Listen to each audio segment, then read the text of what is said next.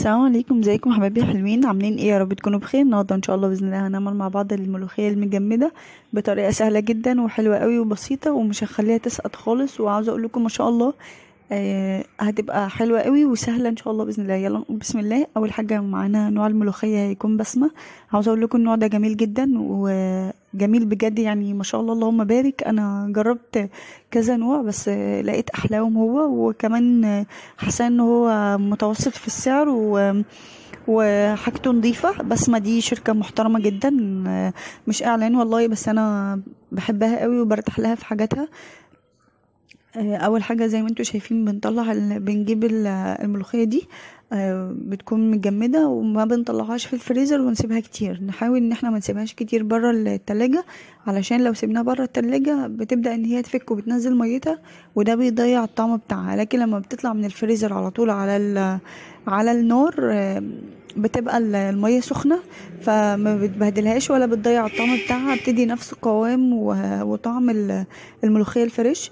اول حاجة هنقول بسم الله. دلوقتي انا جبت فص ثوم عليه كزبرة وكمون وقرن فلفل حامي كده ومعلقة هريسة. ببدأ ان انا اشوحهم زي ما انتوا شايفين، وبنزل عليها بقى بالشوربة.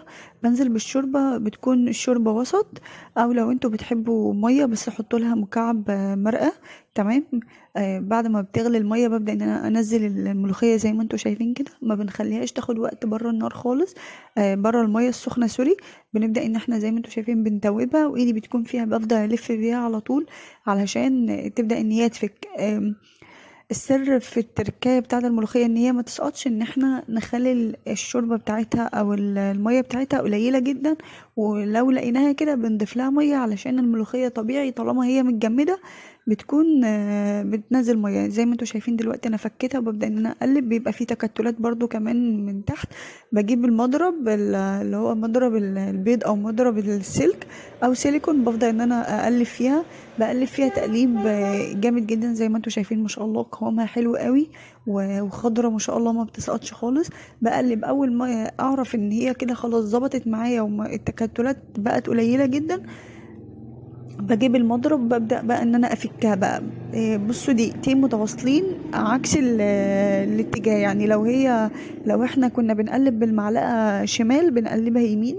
شايفين ما شاء الله بيطلع من جواها الهواء، وبتبقى جميلة جدا وما بتسقطش. وده بيبين القوام بتاعها اذا كانت محتاجة شوربة او لا. عاوزة اقول لكم ما شاء الله بقلبها دقيقتين، شايفين القوام ما شاء الله اللهم بارك. حاجة جميلة جدا ما شاء الله.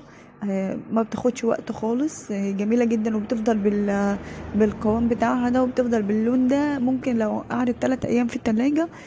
شايفين ما شاء الله. انا بحبها بالطريقة دي، جميلة جدا، بتبقى حلوة قوي وطعمها حلو، ما بيفرقش اي حاجة خالص.